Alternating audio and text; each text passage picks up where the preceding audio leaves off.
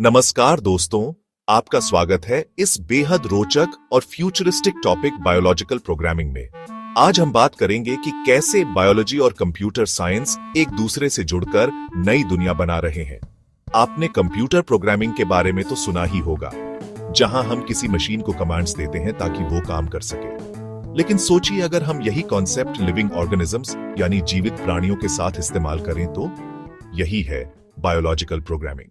इसका मतलब है प्रोग्रामिंग द डीएनए एसएचएल लिविंग ऑर्गेनिजम्स। जैसे हम किसी कंप्यूटर सॉफ्टवेयर को डिजाइन करते हैं, डीएनए को आप एक तरह का बायोलॉजिकल कोड मान सकते हैं, जिसमें इंस्ट्रक्शंस लिखी होती हैं कि सेल कैसे ग्रो करेगा, कैसे डिवाइड होगा और कैसे फंक्शन करेगा। अब जरा डिटेल में समझते हैं। जैसे कंप्यूटर में बाइनरी कोड होता है 0 और 1 से बना हुआ, वैसे ही लाइफ का कोड है डीएनए, जिसमें 4 लेटर्स होते हैं A, T, G, C।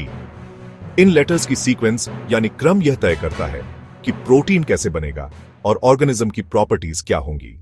तो जैसे हम सॉफ्टवेयर में एल्गोरिथम लिखते हैं, बायोलॉजी में हम जीन सीक्वेंसेस को मॉडिफाई कर सकते हैं। इसे कहते हैं जेनेटिक प्रोग्रामिंग या बायोलॉजिकल प्रोग्रामिंग। अब सवाल आता है, यह कैसे पॉसिबल है? इसके लिए कई मॉडर्न टूल्स और टेक्निक्स हैं, जैसे CRISPR-Cas9, एक तरह का जीन एडिटिंग टूल जिससे हम डीएनए सीक्वेंस को कट और रिप्लेस कर सकते हैं। 2. सिंथेटिक बायोलॉजी, जहां साइंटिस्ट नए जीन्स डिजाइन करके लिविंग ऑर्गेनिजम्स में इंसर्ट करते हैं। 3. डीएनए कंप्यूटिंग, डीएनए मॉलिक्यूल्स का यूज करके डेटा स्टोरेज और प्रॉब्लम सॉल्विंग करना।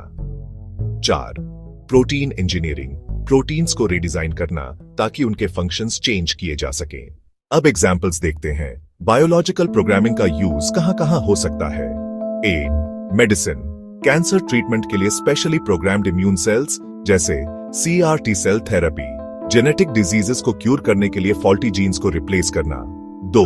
एग्रीकल्चर, ऐसे क्रॉप्स बनाना जो ड्राउट रेजिस्टेंट हो, प्लांट्स को प्रोग्राम करना ताकि वे ज्यादा न्यूट्रिएंट्स प्रोड्यूस करें। 3.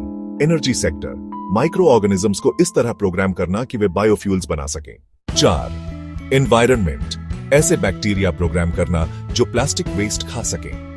पोल्यूशन को क्लीन करने के लिए माइक्रोब्स डिजाइन करना। जैसे इलेक्ट्रॉनिक्स में हम लॉजिक गेट्स और सर्किट्स बनाते हैं, वैसे ही बायोलॉजी में साइंटिस्ट जेनेटिक सर्किट्स बना रहे हैं। ये सर्किट सेल्स को स्पेसिफिक काम करने के लिए इंस्ट्रक्ट करते हैं। उदाहरण के तौर पर, अगर एनवायरनमेंट में टॉक्सिन डिटेक्ट हो तो सेल ऑटोमेटिकली एक सिग्नल दे। बायोलॉजिकल प्रोग्रामिंग सिर्फ जीन एडिटिंग तक सीमित नहीं है। आजकल साइंटिस्ट आर्टिफिशियल इंटेलिजेंस और मशीन लर्निंग एल्गोरिथम्स का यूज करके डीएनए सीक्वेंसेस प्रेडिक्ट और डिजाइन कर रहे हैं। यानी AI एक तरह का बायोलॉजिकल कोडर बन चुका है। लेकिन हर टेक्नोलॉजी की तरह इसके भी चैलेंजेस हैं। क्या इंसान को नेचर में इतना इंटरफियर करना चाहिए? अगर हम पूरी तरह से प्रोग्राम्ड ह्यूमंस बना दें तो इंडिविजुअलिटी और नेचुरल एवोल्यूशन का क्या होगा? बायोलॉजिकल प्रोग्रामिंग का मिसयूज बायो वेपन्स बनाने में भी हो सकता है। इसलिए दुनिया भर में बायोएथिक्स पर डिस्कशंस हो रही है। आने वाले समय में बायोलॉजिकल प्रोग्रामिंग कई फ्यूचरिस्टिक चीजों को रियलिटी बना सकती है। डिजाइनर बेबीज, जहां बच्चे के जीन्स पहले से सिलेक्ट किए जाएंगे। लॉन्गेविटी रिसर्च, एजिंग प्रोसेस को कंट्रोल करना और लाइफ स्पैन बढ़ाना। ह्यूमन कंप्यूटर इंटीग्रेशन, डीएनए को डायरेक्टली कंप्यूटर से प्रोग्राम करना। सोचिए, अगर एक दिन ऐसा हो जब इंसान कंप्यूटर कोड की तरह अपने बॉडी फंक्शंस को अपडेट कर सके। मान लीजिए आप अपने ब्रेन को प्रोग्राम कर पाएं कि एग्जाम्स से पहले ऑटोमेटिकली मेमोरी बूस्ट हो जाए, या फिर फार्मर अपने खेतों में ऐसे प्लांट्स उगा पाएं जिनमें खुद ही फर्टिलाइजर बनाने की कैपेसिटी हो। तो दोस्तों, बायोलॉजिकल प्रोग्रामिंग एक ऐसा क्षेत्र है जो हमारी बायोलॉजी और टेक्नोलॉजी को मर्ज कर रहा है। ये न सिर्फ मेडिसिन और एग्रीकल्चर बल्कि पूरी ह्यूमन सिविलाइजेशन को रीडिफाइन कर सकता है। लेकिन जरूरी है कि हम इसे रिस्पॉन्सिबली यूज करें।